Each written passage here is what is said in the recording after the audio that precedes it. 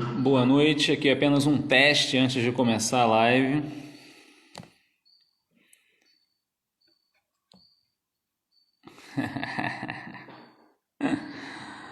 Tudo bem, pessoal? Deixa eu achar minha convidada aqui, peraí.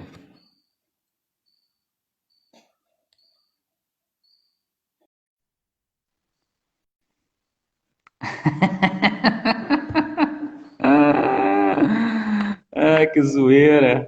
E aí, Marcelinha? Como é que eu faço aqui, gente? Já tá dentro, já começou, não deu nem pra testar, cara. Já começa.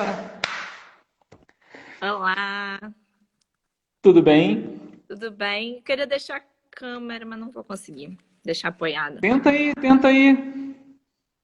Não, não dá, não. Dá tempo, dá tempo. Tá ótimo assim, você tá. Você vai ficar com dor no braço, cara. Tá tudo certo. Certo. Tá muito frio aí? Muito, 11 graus hoje. Hoje peguei a estrada às 5 da manhã, tudo escuro, mas não estava tão frio não. E fui pro trabalho, por incrível que pareça, lá eu passo um frio danado, o ar-condicionado tava quentinho, nem acreditei, cara. Lá eu já tava com o maior medo lá do frio. O pessoal Lá tá entrando aí aos poucos. Oi? ouvi Cocom. O pessoal do México tá assistindo aqui, João Carlos. Poxa, que importância, cara. Olha,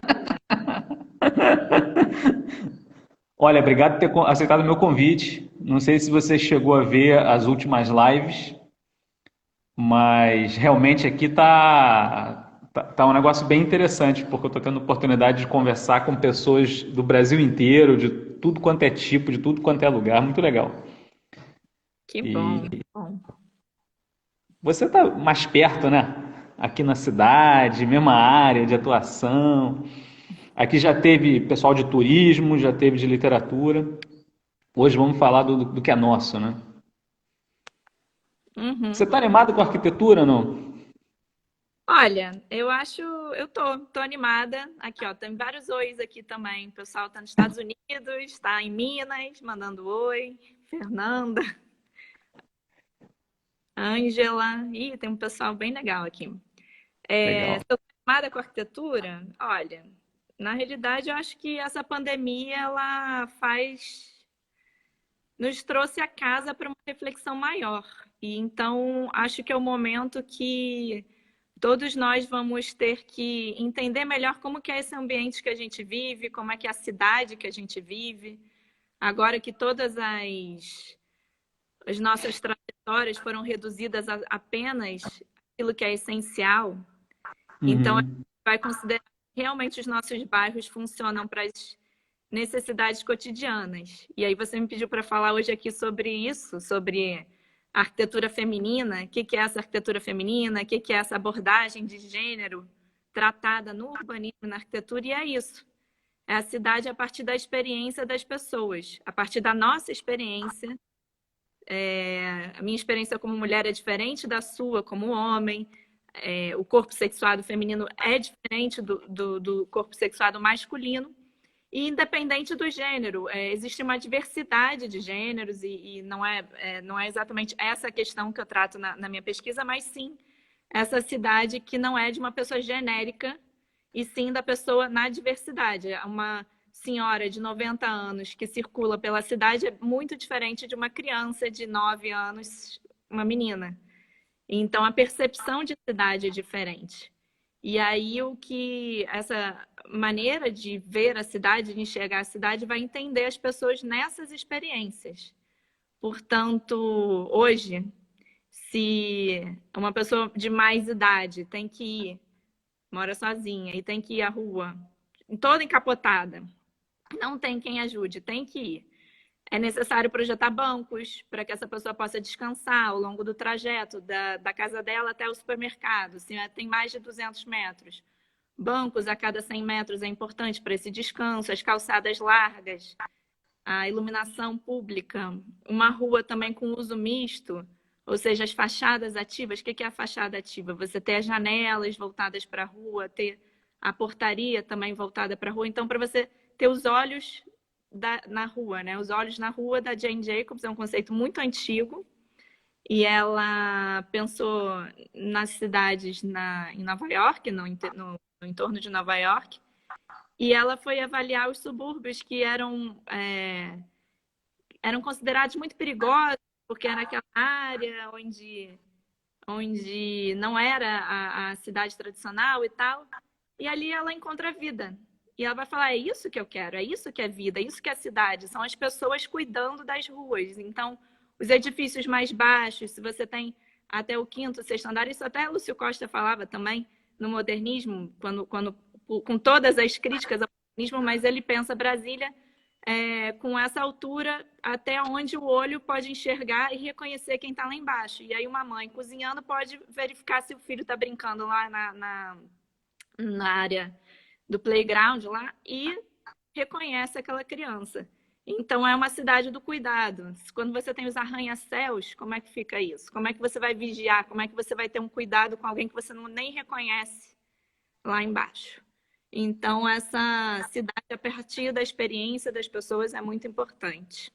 Quer dizer, você quando fala de gênero, você não está entrando no mérito dos gêneros, você está falando do ponto de vista da diversidade. Quer dizer, é uma cidade de todos e as pessoas são diferentes e a cidade precisa levar em conta isso. Seria essa a sua preocupação? A cidade é uma cidade do cuidado. Por isso que a Tá. perspectiva de gênero pode ser também dita a perspectiva feminina ou perspectiva feminista, que é esse cuidado. O cuidado de dentro da casa sai para a cidade e você vai cuidar da cidade para as pessoas. E as pessoas não genéricas, as pessoas nas suas diferenças. E sim, Eu aí pode. posso falar que é uma cidade lar? Olha, o que você quer dizer com cidade-lar? Ué, o lar é aquele lugar que você fica à vontade, que você pode botar o pé na mesa, que você aquele lugar que você, sei lá, é tipo, você tem um quintal, entendeu? Faz a sua horta. Poderia ser, porque quando você fala cidade-lar, eu penso na cidade dormitório, que não é o que a perspectiva de gênero busca. A cidade dormitório do modernismo seria aquela cidade onde você só dorme e você tem aqueles bairros segregados por zonas. Entendi. Você tem a zona de trabalho, a zona do dormitório, onde dorme, onde mora, a zona industrial e as outras zonas, enfim, do comércio, enfim. Isso, no modernismo, era o zoneamento das cidades, porque elas eram pensadas na época industrial, as indústrias poluíam muito, então havia essa necessidade de separar a casa e o trabalho. Então, hoje, na realidade, a gente deve pensar em vários centros, em várias centralidades, criar novas centralidades, que não só, por exemplo, no Rio de Janeiro, nossa cidade, que é o centro da cidade, mas não, criar, como a Barra da Tijuca pretendeu algum dia ter um centro, uma nova centralidade, e outros bairros, Copacabana também tem, Madureira também tem sua centralidade. Então, você criar, a partir das vocações de cada bairro, das identidades desses bairros, pequenas centralidades. E aí sim, talvez transformar esses pequenos bairros em cidades-lar, onde ali você consiga desenvolver o seu cotidiano, que seria não um circuito linear casa-trabalho, mas sim um circuito poliédrico. Você não vai de casa ao trabalho, você vai da casa à padaria, compra um pão, volta, aí vai na clínica, leva a criança para a creche. Faz o Depois, churrasco na calçada. oi? Faz o churrasco na calçada. Faz o churrasco na calçada, dependendo. Na minha rua, em Copacabana, o pessoal faz churrasco na calçada. Teve uma fechada pelo Rio Cidade também é um exemplo muito bom para a cidade, assim, que foi uma intervenção dos anos em 94, foram feitas duas intervenções grandes na cidade. Uma foi o Favela Bairro, para reformular urbanizar as favelas e transformá-las em bairro, partindo do conceito de que as pessoas já tinham construído as suas casas através da autoconstrução e que aquelas casas deveriam ser reconhecidas naquele território da favela. Então, para de se realocar para transformar aqueles bairros em um bairro adequado, com infraestrutura, entendendo que o governo deveria levar infraestrutura, saneamento, iluminação. Então, junto com o Favela Bairro, que tratava as áreas informais da cidade, teve o Rio Cidade, que foi uma adequação também da cidade. A própria Copacabana eram carros estacionados nas calçadas, não tinha uma organização urbana, não tinha um mobiliário urbano interessante. Então, esse concurso também ele possibilitou que os escritórios propusessem para cada bairro um tipo de mobiliário diferente. Botafogo foi o único que foi feito pela Fábrica Arquitetura, o escritório, foi o único que usou o catálogo da prefeitura para essa questão do mobiliário urbano. Se vocês passarem por Leblon, é um mobiliário, Campo Grande é outro, Bangu é outro, Botafogo é outro. Então, foi uma época, assim, era uma intervenção barata, porque era calçadas, essas pequenas praças. Eu moro em Copacabana, na Reis da Rocha, é uma das ruas que foi fechada com o Rio Cidade, que aí foi exatamente criar essa pequena pracinha, numa rua que não tinha um fluxo tão intenso. Então, foram pequenas formas de cuidar a cidade. Acho que eu diria, inclusive, que é esse o olhar que a perspectiva de gênero vai ter, dos pedestres e não do automóvel. Como que a gente vai trabalhar esse espaço das calçadas para que elas sejam confortáveis, que você tenha esse espaço de descanso.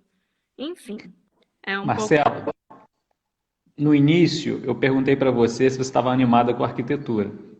E agora você falou uma palavrinha mágica. Você falou que Eu nasci era... animada. Hã? O que Eu nasci é? animada com arquitetura e nem sabia. Não, que olha só, você acabou de falar uma palavrinha mágica para mim. Você falou assim, essas intervenções eram baratas.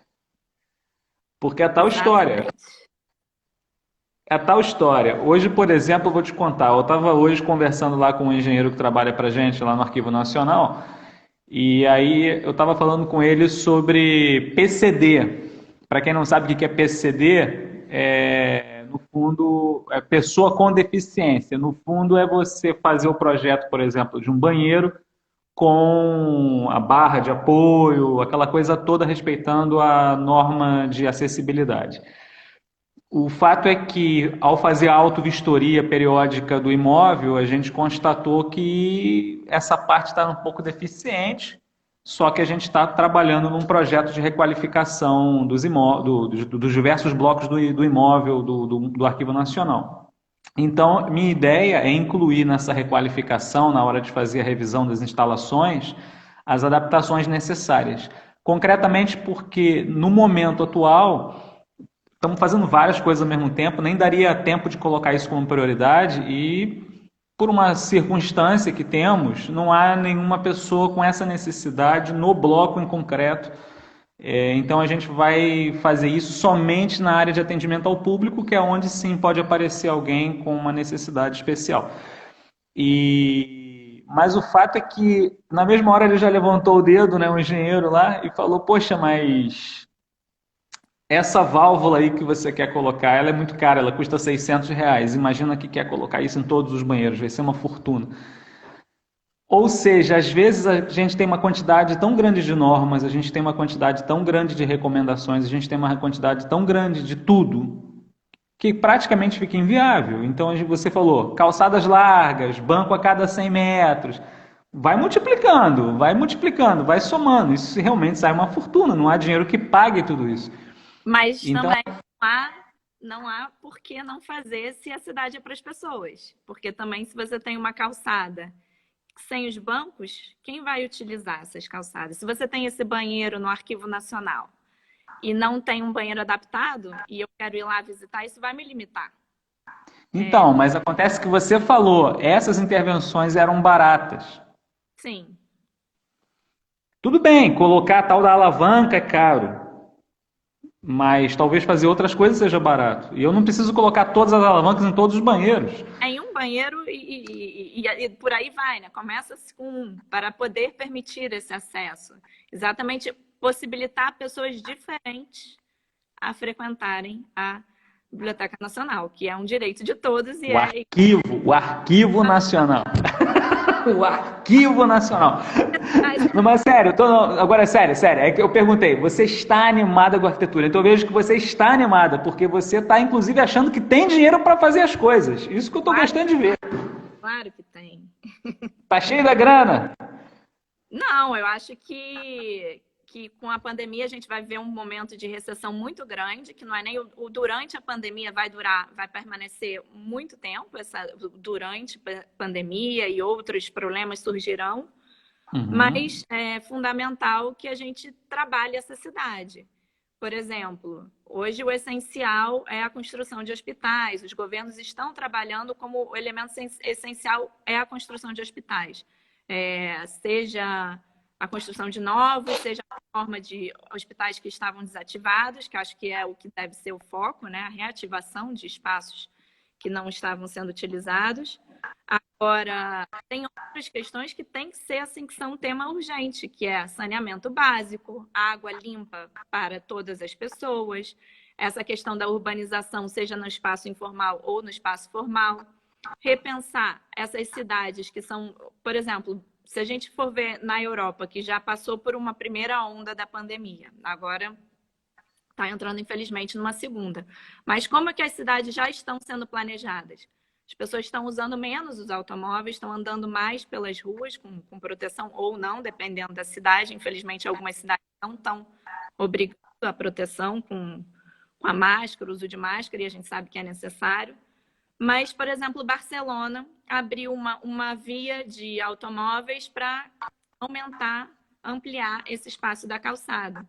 Então, assim, a gente vai voltar a usar os espaços públicos. Eu sou otimista nesse sentido, de que daqui a pouco, realmente, a gente vai poder usar o espaço público, mas com certo cuidado, com a máscara, com um certo afastamento. E como que a gente transforma essas cidades não hostis com relação ao outro? Porque as mulheres já sofreram no passado.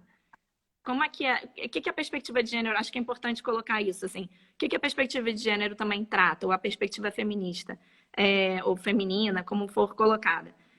No passado, o espaço público era um espaço voltado para os homens e o espaço privado da casa para as mulheres. Quando as mulheres passam a sair nas ruas, elas se tornam um perigo.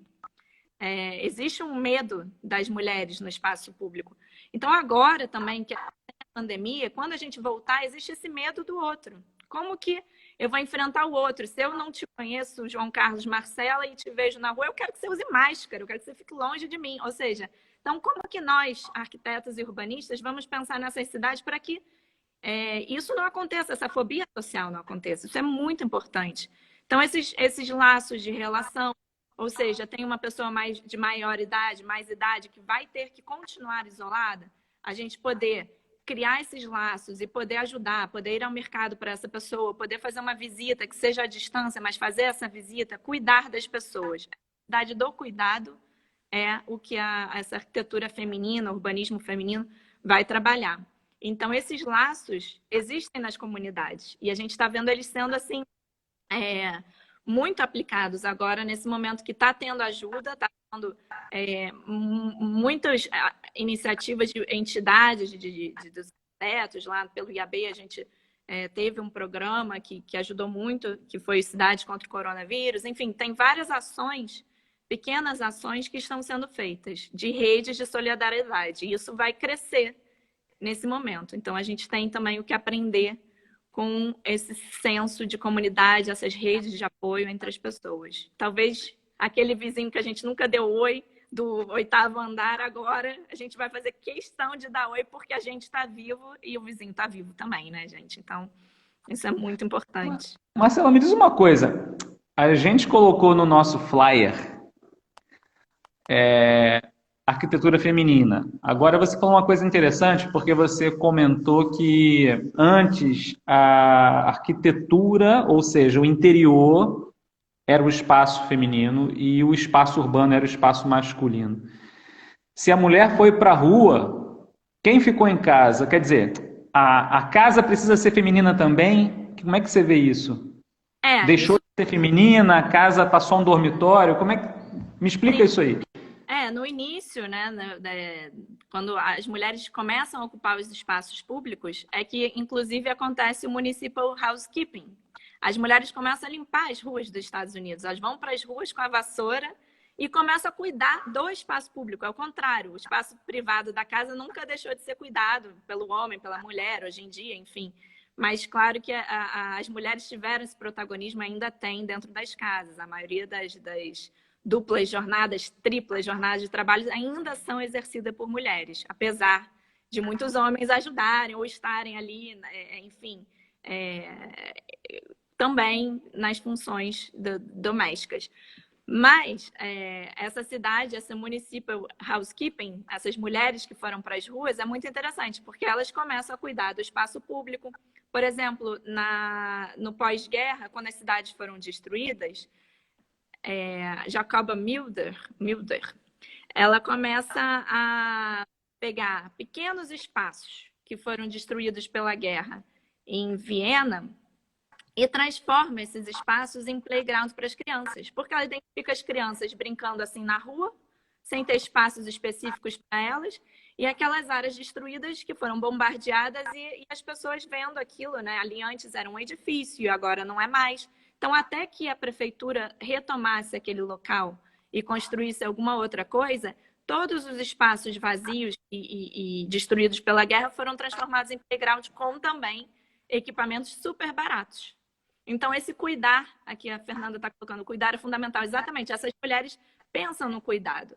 E as próprias... Eu estudei isso, né? Meu doutorado, eu falo sobre 4 mulheres que dentro do modernismo, dentro de toda essa concepção da habitação mínima, dessas políticas habitacionais durante o entre-guerras e depois do pós-guerra, do pós-segunda guerra, então elas pensam na arquitetura moderna, dentro de todas as limitações da arquitetura moderna, onde só a mulher trabalhava dentro da casa, mas a mulher estava começando a experimentar o trabalho remunerado, o trabalho produtivo fora da casa.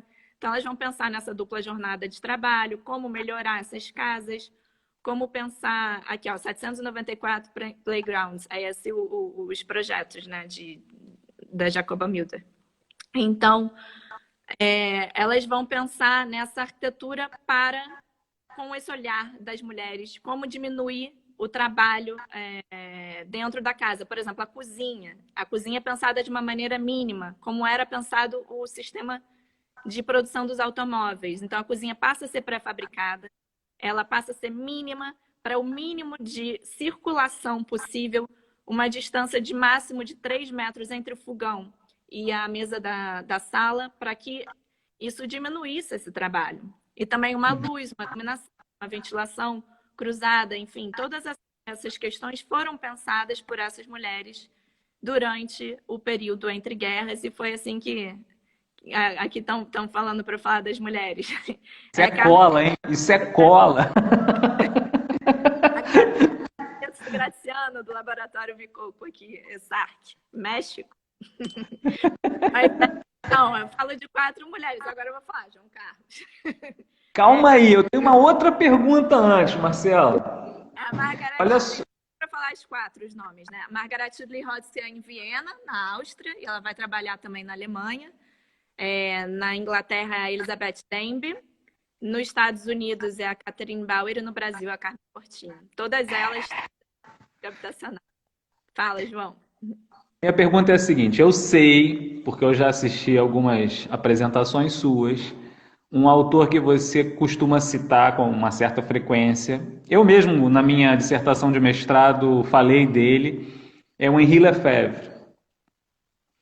E tem um ponto do pensamento do Henri Lefebvre que é uma coisa na linha realmente do Michel Foucault, tá?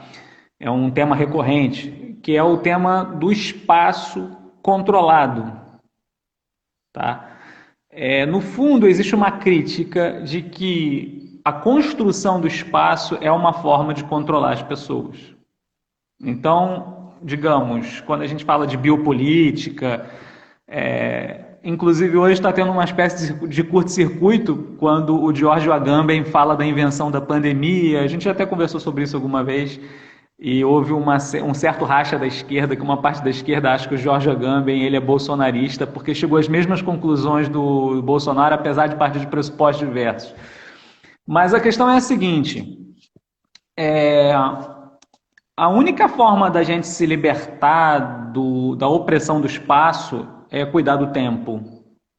Pelo menos assim, essa seria mais ou menos a ideia, né? O investimento que precisa ser feito é em tempo, não tanto no espaço. Você acabou de falar uma coisa interessante: reduzir a distância da cozinha à sala de jantar reduz o trabalho. Então, o problema não é tanto o espaço, o problema é como que a gente usa o espaço. Você também falou outra coisa legal, porque você falou de colocar um banco a cada 200 metros. Esse cuidado não é propriamente pensar o espaço, esse cuidado é pensar as pessoas. Sim. E isso é um ponto que, pelo menos quando eu fiz meu mestrado, para mim foi um pouco até libertador, né? Porque eu fiz mestrado em arqueologia, para o pessoal que está assistindo aí. Eu sou arquiteto, mas eu fiz mestrado em arqueologia. Eu estava com uma perplexidade que era como que eu ia trabalhar o meu tema. Porque o meu tema era um super artefato, era um edifício, era um prédio. Eu ia trabalhar arqueologia da arquitetura. Eu tinha que tratar o edifício como se ele fosse o artefato, ok? E eu estava meio que batendo cabeça por onde que eu vou, por onde não vou. E eu acabei encontrando um professor lá de Santa Catarina, que é o professor Rodrigo Bastos, e ele deu um curso na casa de Rui Barbosa que foi fantástico. Ele é professor de arquitetura e então ele falou o seguinte, que quando o aluno de arquitetura chega, o professor pergunta, né? Com o que o arquiteto trabalha? E todo mundo responde, com espaço. E aí ele pega esses livros de teoria da arquitetura, de história da arquitetura, você abre e está lá no sumário. O espaço na Grécia, o espaço em Roma, o espaço não sei aonde, o espaço renascentista. E aí o Rodrigo falava, arquiteto não trabalha com espaço. Espaço é um conceito que surgiu só no século XIX, na arquitetura. Qualquer tratado de arquitetura anterior ao século XIX não fala de espaço. O que a gente busca não é espaço, a gente busca valores, virtudes que esses espaços têm. A gente não faz o espaço, não existe o espaço seco.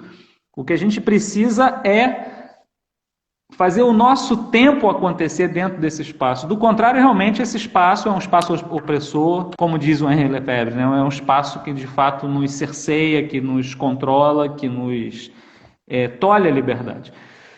Bem, não sei, eu fiquei falando aqui derivando, mas antes de você falar das mulheres, eu gostaria que você falasse um pouco sobre isso. Tá. Porque a gente está falando de um espaço feminino, a gente está falando, quer dizer, não é exatamente o espaço o problema é esse cuidado, né? Na O que você realidade, acha que falta nos nossos espaços? eu acho que você está falando, na verdade, das nossas sensações, das nossas emoções, como que aquele espaço ou como que a cidade vai gerar emoção, como que a gente usa aquele espaço dentro da gente, o que que remete, quais são as emoções. Às vezes a gente tem uma sensação, por que que a mulher, uma cidade feita para a mulher, do olhar da mulher, é boa para os homens também? Porque as mulheres já têm uma percepção do espaço, saiu da porta de casa, você tem que se proteger. Então, essa cidade deve ser acolhedora para a mulher. Essa cidade deve ser acolhedora para as crianças. Essa cidade deve ser acolhedora para os idosos. E assim, entendendo essas pessoas nas suas diversidades. Às vezes, eu me identifico muito com a natureza e tenho, assim, a necessidade de estar perto da natureza. Morei sempre no Rio de Janeiro, cidade que tem mar, e não vejo morando em uma cidade sem o mar. Ou seja, essa necessidade de ver o horizonte no mar me acalma. Isso é uma sensação minha. Você vai ter outras sensações que têm a ver com a sua origem, a sua criação. Você veio de Niterói, depois veio para o Rio. Mas, enfim, vai ter outras sensações. Então, acho que é isso que a arquitetura feminina vai buscar. É interessante você trazer essa parte, né, de Henri Lefebvre, que fala do espaço. Ele tem um último livro que foi lançado há alguns anos atrás, assim, uns 5, 6 anos atrás, dos escritos dele dos anos 70, 78. E foi encontrado esses escritos e foi lançado recentemente, que é a arquitetura do divertimento, Architecture of Enjoyment, algo assim. E ela vai falar dessas construções que foram feitas ao longo da Espanha, toda a área balneária da Espanha, que foi feita depois da guerra, e pensando exatamente na arquitetura do lazer, do ócio, a importância do ócio. As próprias cidades modernistas divididas em zonas, as 4 zonas, acho que eu falo tanto que eu passei por cima, as 4 zonas são o comércio, o lazer, não, desculpa, o trabalho, a moradia, o lazer e o deslocar-se pela cidade. Então, esse deslocar do movimento moderno, que era feito no automóvel, agora, principalmente com a questão da pandemia, a gente vai fazer, quanto mais a gente fizer a pé ou de bicicleta, o transporte ativo, como é dito hoje, é o mais interessante, porque a gente não vai querer pegar os transportes lotados. Você falou de tempo. O tempo, quando você mora muito longe do seu local de trabalho, é um tempo que você está perdendo ali. É um tempo de vida, é um tempo que no Rio de Janeiro é muito complicado, porque a gente tem essa questão da centralidade maior nas áreas centrais. Você pega um trem que às vezes leva 2, 3 horas para chegar em casa, uma pessoa que trabalha no centro do Rio ou nas áreas da Zona Sul e mora no subúrbio do Rio. É diferente de um subúrbio norte-americano, onde você tem outros tempos, outras realidades e, enfim, outra forma de viver, né? Outra forma de morar. Agora, você falou em Henri Lefebvre, é interessante porque o que eu falo nele muito é a forma da leitura do espaço urbano dele. E ele vai falar o seguinte, que a gente tem 3 níveis do espaço urbano: o global, o médio e o particular, o privado. O que é o nível global? É onde são tomadas as decisões políticas, a política do Estado e tal. No nível médio do planejamento urbano é que a gente está, arquitetos, urbanistas, planejadores da cidade e outros profissionais que trabalham também com planejamento urbano. Mas a gente acha que a gente está no nível da política, e não estamos. A gente pode até contribuir muito para esse nível, mas a gente está nesse nível médio. E no nível privado está a casa das pessoas. É o nível privado do lar. Então, o que ele diz é o seguinte, que a gente começou a projetar as cidades desde o nível global para o nível privado. E ele faz uma inversão. Não, a gente tem que começar a projetar as casas desde o nível privado da casa para o global. E é isso que eu falo até no último artigo que eu escrevi, que o vírus nos devolve a casa, a arquitetura, algo assim, nem não, daqui a pouco eu pego aqui o título do artigo. Mas o que eu falo? Que... Você publicou? Publiquei. Graças a esse... Deixa eu achar aqui o título, que é importante. Mas graças a ao vírus, aqui, Habitar a Cidade no Feminino, o vírus nos devolve a casa. Saiu no livro Coronavírus e as Cidades no Brasil, organizado pela Andréa Borges e a Leila Marques, que são professoras. Esse livro que foi lançado semana passada, não é isso? Foi. Elas coletaram 40 artigos pequenos, de 3 páginas, de 40 ou propostas individuais ou em grupo, enfim, são vários autores e está bem bacana. Mas, enfim, o que a pandemia faz com que todos nós, no momento que a gente está dentro de casa, a gente vai ter esse olhar como Henri Lefebvre propôs, o mundo invertido, desde o particular até o global. Então, essas políticas que a gente vai ter daqui para frente, elas vão ter que pensar na casa. Essencialmente, vão ter que pensar nas pessoas. Então, a gente vai voltar esse olhar para as pessoas, que é o que mais importa. E aí, toda essa questão que você trouxe aqui do espaço é muito importante. E acho que também é importante colocar que o seu trabalho de mestrado e depois o doutorado, você não falou exatamente a pesquisa o que era, mas você começa pesquisando um objeto arquitetônico, que é uma igreja, que é a Igreja de Santa Rita, que é a única hoje, né, barroca, verdadeira, assim, intacta na cidade do Rio de Janeiro, e vai acabar falando no Cemitério dos Pretos Novos, que é uma maneira também de você dar voz às pessoas que foram silenciadas. Ou seja, eu diria que a perspectiva de gênero vai trabalhar com isso também, você dar visibilidade, dar voz a pessoas que foram silenciadas ao longo dos anos. E aí esse trabalho também acho que é muito bonito, da recuperação do Cemitério dos Pretos Novos, que é ali onde tem o Largo de Santa Rita, passa o VLT, e é uma voz que foi silenciada há muito tempo na cidade e que muitos não conhecem. Eu faço convite para irem conhecer o Largo de Santa Rita e a Igreja de Santa Rita também, que é muito bonitinha, e entender que ali tinha um Cemitério dos Pretos Novos que tem uma importância maior do que a do Valongo, inclusive, enfim. Aí tem que ler o trabalho de João Carlos hoje. A gente Deixa eu te falar uma coisa.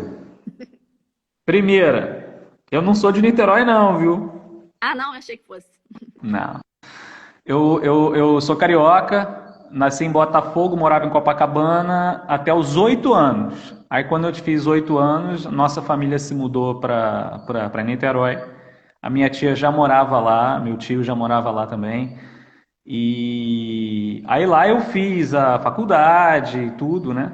Mas depois eu saí de Niterói e fui para São Paulo, pá, e depois voltei para o Rio. Então, assim, eu vivi a maior parte da minha vida no Rio de Janeiro mesmo. Mas Niterói foi aquele período da adolescência, aquele período dos estudos. Então, claro, marcou demais. E então Niterói está aqui dentro do coração. Eu sou Ficava, niteroiense de coração.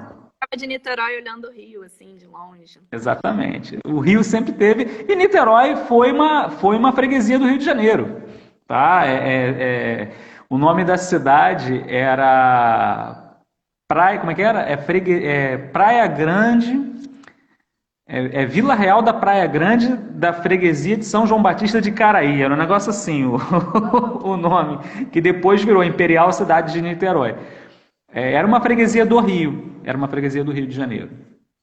Na verdade, eram 3 ou 4 freguesias. Tinha São Gonçalo, São Sebastião de Itaipu, São João Batista de Caraí e São Lourenço dos Índios. Então, São Lourenço dos Índios e São João Batista de Caraí é que era a cidade de Niterói do século XIX. Depois, a cidade de Niterói ela foi ampliada, porque é o menor município do estado do Rio. É minúsculo. Ela tinha uma função estritamente administrativa. Inclusive, isso era uma coisa que deixava os municípios vizinhos um pouco chateados, porque, do ponto de vista de população, São Gonçalo é muito mais importante e tem muita história também. Só que, claro, é um pessoal que economicamente não tinha a mesma voz, entre aspas, do pessoal de Niterói. Niterói era a capital do estado do Rio, da província, era a capital da província do Rio de Janeiro, e aqui era o município neutro. E o fato é que, como a Niterói tinha um território diminuto, São Gonçalo perdeu Itaipu. Itaipu passou para Niterói. E durante muito tempo, Itaipu foi um distrito de Niterói, até que a prefeitura de Niterói extinguiu o distrito e se tornou tudo uma coisa só, tá? Então você tinha antes 2 distritos, o distrito de Niterói e o distrito de Itaipu, ambos perfazendo o município. Agora o município é considerado todo urbanizado, não tem nenhum distrito, é uma coisa só. Continua sendo minúsculo, porque não é que Itaipu seja assim tão grande a ponto de falar, continua sendo o menor município do estado do Rio de Janeiro, o município de Niterói. Mas eu queria só comentar uma coisa, já que você tocou na Santa Rita, minha querida Santa Rita, é que no dia 13... Hã? Nossa querida Santa Rita. Nossa querida Santa Rita. O que acontece? No dia 13 de maio, uma coincidência até feliz, o dia da Lei Áurea, no dia 13 de maio, enfim, depois de bastante tempo, por conta de atrasos de pagamento, etc., a equipe de arqueologia que trabalhou nas obras do VLT sobre o Largo de Santa Rita publicou o relatório final das escavações. É um trabalho monumental, com mais de 2.000 páginas, fotos, mapas, tudo, e depositou no IPHAN esse material. Então eu pude baixar e ler, etc. E o que tem de informação relevante nesse material todo? Porque eu sei que a galera não vai ter tanto tempo para ficar lendo 2.000 páginas. Primeiro, dos fragmentos ósseos que foram recolhidos durante as sondagens para a implantação do VLT, infelizmente o material estava muito fragmentado, então a partir desse material não era possível fazer um perfil das pessoas ali enterradas. No entanto, no meio daquele monte de fragmentos foram encontrados alguns dentes. Os dentes você consegue, usando tabelas dentárias, você consegue classificar os dentes, dizer a idade, etc. Então eles conseguiram identificar naqueles 3.000 fragmentos ósseos recolhidos no Largo de Santa Rita, eles identificaram 9 indivíduos, variando de 9 anos a 17 anos de idade. 9 tá? anos. Quer dizer, a faixa etária dos que eram escravizados e trazidos de África era, assim, pelo menos no século XVIII, era abaixo dos 20 anos. Era o que o pessoal chamava de moleque ou molecão, se era um pouco mais velho, tá? Então, esse era o perfil de pessoas que foram enterradas ali. E desses dentes havia 4 com transformação. Eles afinavam o canino, então é chamado espinha de peixe. E então foram encontrados alguns desses que eram um trabalho típico que o pessoal da África Centro-Ocidental fazia. Então se comprovou que ali realmente eram africanos sepultados. E o relatório também fala que durante as obras do VLT, 2 corpos inteiros foram localizados. No entanto, como o movimento negro não permitiu esse salvamento, eles foram tampados e passaram com se bem que aí que tá, os 2 corpos inteiros não estavam exatamente embaixo do trilho, estava fora do trilho. Então ainda Mas menos mal. Quer dizer, o problema é que, na verdade, o trilho foi superficial. Eles só fizeram 40 centímetros de penetração. Então, vocês imaginem que encontrar 3.000 fragmentos, encontrar os corpos e tal, apenas abrindo 40 centímetros o chão, de fato é um negócio de loucos, né? Completamente de loucos. E depois outra coisa interessante que falava lá o relatório é que no cruzamento da Rua Uruguaiana com Marechal Floriano, bem em frente ali aquela cafeteria que tem ali na Marechal Floriano, apareceu uma estrutura de alvenaria de pedra, paralelo, assim, 2 paredes de alvenaria de pedra correndo juntas, e elas eram interligadas por um arco de alvenaria de tijolos maciços. E o que acontece é que a equipe de arqueologia, fazendo uma pesquisa, localizou um testemunho de um francês que visitou o Rio de Janeiro em 1748, e ele descreve a antiga vala da cidade dessa exata forma. Ele fala que eram 2 paredes de pedra, que você podia tomar distância e pular. Você vê que a cidade no século XVIII não era muito feminina. Ou então, para quem quisesse atravessar com mais conforto, havia umas pequenas pontes que ligavam os 2 lados. É exatamente o que foi encontrado ali. 2 paredes de pedra para passar a água da vala no meio das 2, e entre ambas um arco que ligava de modo que você podia passar sobre esse pequeno arco como se fosse uma pontezinha, entendeu? Tem muitas outras coisas que também foram encontradas, foi encontrado sambaqui, então muito interessante a apresentação do material. Realmente eles passaram sobre 3 sítios arqueológicos. Essa parte que eu estou falando é só a parte relativa a Santa Rita, né? Tem toda a questão lá da São Domingo, de São Joaquim, lá perto da Central do Brasil também. Essa parte aí eu não estou entrando aqui no mérito, né? Mas é isso, todo esse material são 2.000 páginas, é um negócio fantástico. Vamos ver se realmente a gente faz o agenciamento paisagístico ali daquela área para que as pessoas saibam que ali é um cemitério, porque infelizmente... o importante é o resgate também dessa memória, que é isso que também a arquitetura feminina vai falar. Dessa questão do resgate da memória. A partir dessas informações do que era a cidade, João Carlos falou aqui que era arqueólogo, mas além disso ele é historiador, dá para perceber muito bem. Além de arquiteto, historiador. E assim, esse resgate da memória, como que a história da cidade é contada, a história das pessoas que habitaram a cidade é contada, é muito importante. Então, dar nome às ruas, a essas pessoas que foram importantes no passado.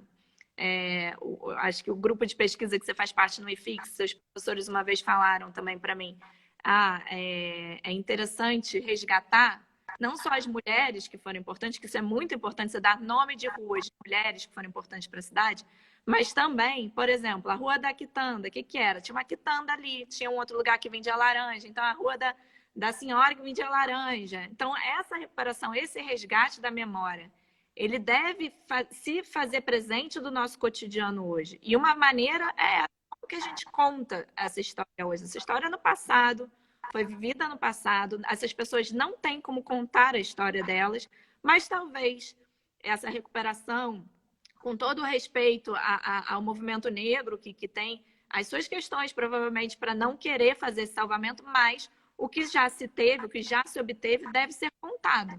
E aí, como que vai ser contada essa história é interessante. Como que a gente resgata essa memória da nossa cidade também? É pensar no hoje, no nosso conforto, nesse cuidado, mas também na recuperação da nossa memória, que isso, esse resgate dessa memória das nossas cidades é fundamental. A gente falou lá no início também da questão do favela-bairro, da recuperação das áreas de comunidade. Outro dia também, conversando com um amigo que a gente tem em comum, o Antônio Oyuela, ele falava do conceito de patrimônio cultural, que ele levou o IFAM, ele estava fazendo esse trabalho para a Unesco de transformar as favelas cariocas em patrimônio cultural. Mas o que implica isso? Implica em levar saneamento, em sanar todas as questões que faltam ali para uma moradia digna, para uma qualidade de vida, mas integrar realmente a paisagem, entender que a forma de construir das favelas, ela já é uma forma de construção carioca, entender que aquilo é um patrimônio da nossa paisagem. Então, essa paisagem, seja ela subterrânea, ou seja, ela está ali escondida, esse cemitério está escondido. Claro que a gente não vai conseguir recuperar, mostrar o que está ali, mas existem outras maneiras de mostrar e de contar essa história. Então, essa história da nossa cidade deve ser contada a partir dessas diversidades, exatamente. As favelas fazem parte da nossa história, como que a gente conta essa história sem debilitar quem mora ali. Ou seja, se a gente consegue transformar, imagina que a Rocinha num futuro se transforma com todo mundo que mora ali, com qualidade de vida e está integrada à floresta da Tijuca que está ali. Ela faz parte. Então, conseguir essa integração com o verde, que eu falei antes no início, né? Que o verde para mim é muito importante. Acho que o verde para as cidades agora vai ser muito mais importante. Esse contato com o natural, esse contato com os espaços livres. E na pandemia também é importante falar nisso, né? Que a gente tem condições de nos isolar dentro de casa. E uma pessoa que mora com 5, 6, 7 pessoas em um cômodo, não tem como fazer esse isolamento. Então, às vezes, morar e o isolamento dentro da casa é mais inseguro do que você está nas ruas. Então, essa recuperação, esse investimento que vai ter que haver. De uma forma barata, sim, porque a gente vai estar vivendo uma pós-pandemia, é praticamente uma situação de guerra. No momento é uma pausa, no momento a gente está no nosso autoconhecimento, no momento do autoconhecimento, conhecimento da casa, conhecimento dos bairros, é aqui que eu quero morar, é aqui que eu moro, eu tenho a opção de escolher ou não. Mas o fato é que todos nós estaremos mais preocupados com esse ambiente do nosso lar e do nosso entorno próximo. Marcela, a gente tem 15 minutos para terminar essa live e você não falou das mulheres. Oi? Você não falou das mulheres. Quais mulheres você quer que eu fale? Carmen Portinho. Ótimo, excelente. Quem foi Marcela Abla? Sou Marcela. O que você quer saber exatamente? Olha só, eu nem apresentei você, a gente já saiu falando, você nem respondeu as minhas perguntas, você saiu falando. Marcela Abla é co-presidente do IAB Rio de Janeiro e é uma grande arquiteta aqui do estado do Rio de Janeiro, trabalha no governo do estado do Rio de Janeiro. É uma urbanista que é fissurada pelo trabalho da Carmen Portinho. Verdade. Uma mulher incrível, muito importante para o urbanismo. A primeira urbanista do Brasil. Exatamente. Me conta um pouco dela. Exatamente. Bom, vou falar por que eu fui estudar a Carmen Portinho. E aí eu falo dela. Tenho 15 minutos, vou tentar resumir muito. Mas foi o que eu falei. Eu comecei a estudar arquitetura e o tema da construção da casa era muito caro a mim. E depois eu fui estudar a habitação coletiva. E a partir do estudo da habitação coletiva, eu fui procurar entender o que era esse habitar mínimo. O que é a moradia mínima? O que é isso que a gente está construindo hoje, a partir dos programas atuais de moradias mínimas, habitação social? Então, eu fui buscar as raízes. E as raízes estavam nesse período do entre guerras. Então, eu fui entender o que era habitação mínima, o conceito de habitação mínima. Ele nasce lá nos anos 30, nos congressos internacionais de arquitetura moderna, que vão discutir como vão ser reconstruídas as cidades nesse período entre guerras, que foi um período muito positivo e qualitativo em termos de arquitetura e urbanismo, porque esses conceitos de como reconstruir as cidades, eles foram muito bem aplicados em construções incríveis que foram feitas na Europa naquele período.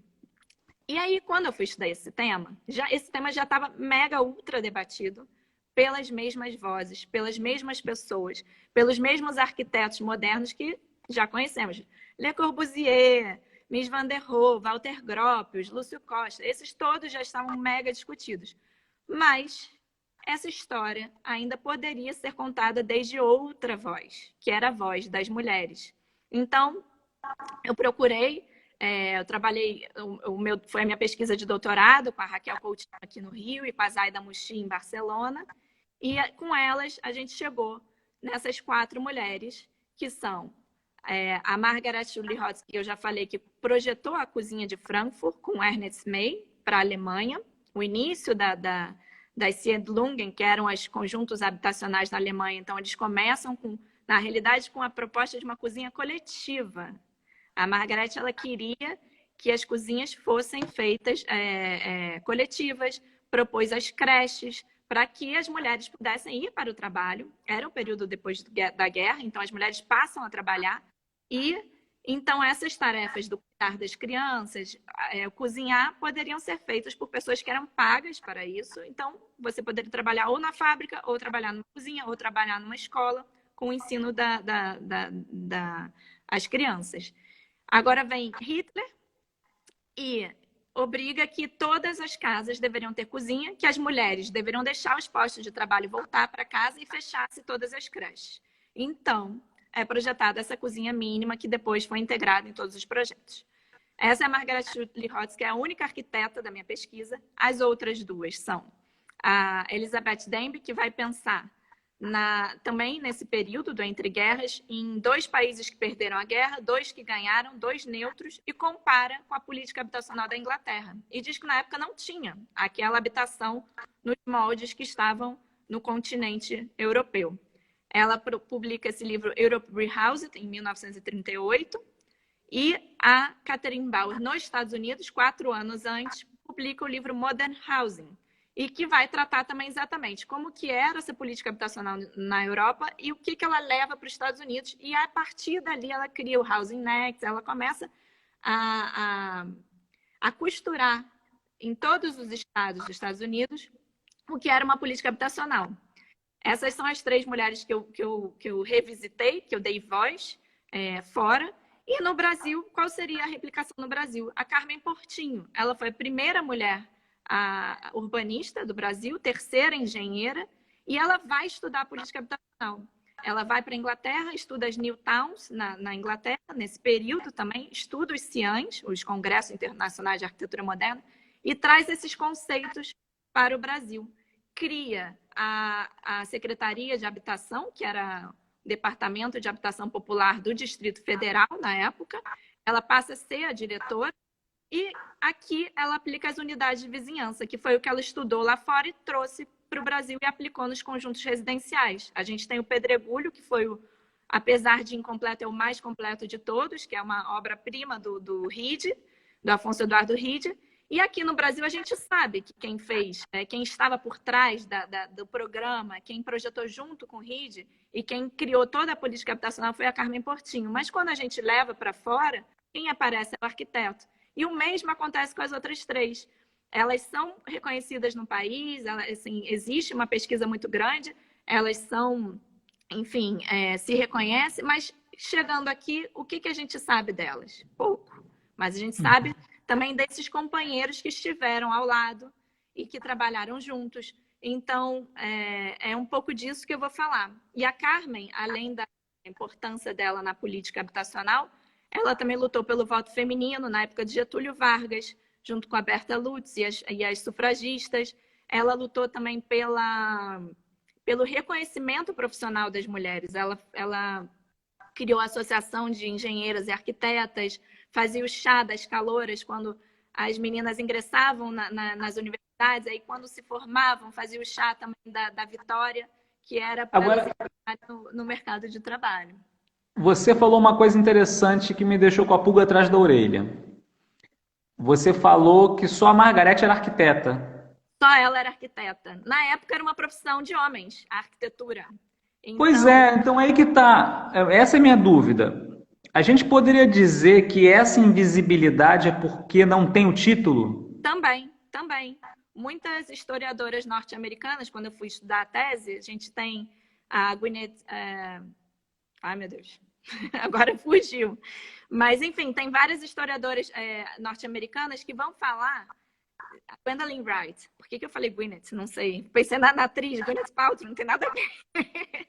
A Gwendolyn Wright é uma das historiadoras norte-americanas que vai procurar onde estão as mulheres na arquitetura e descobre que as mulheres não têm o título de arquitetas, mas que elas têm outras profissões e que quando elas foram para o mundo profissional, para a atuação, elas continuaram lidando com o cotidiano. É por isso que na minha tese eu dou voz a essas 4 mulheres, porque elas vão levar esse cotidiano, esse cuidado para a política habitacional e política urbana. Elas fazem habitação e constroem cidade, que também é outro conceito que é muito importante. A meu ver, a habitação é habitação coletiva. A gente não pode pensar hoje em habitações individuais. É muito complicado você pensar na casa isolada no lote. A Carmen também já defendia isso na época dela, da importância do coletivo, da importância das casas não serem feitas por situação de emergência, que eu acho que é a mesma coisa dos hospitais. Eles não devem ser feitos de forma de emergência, sim para serem perenes,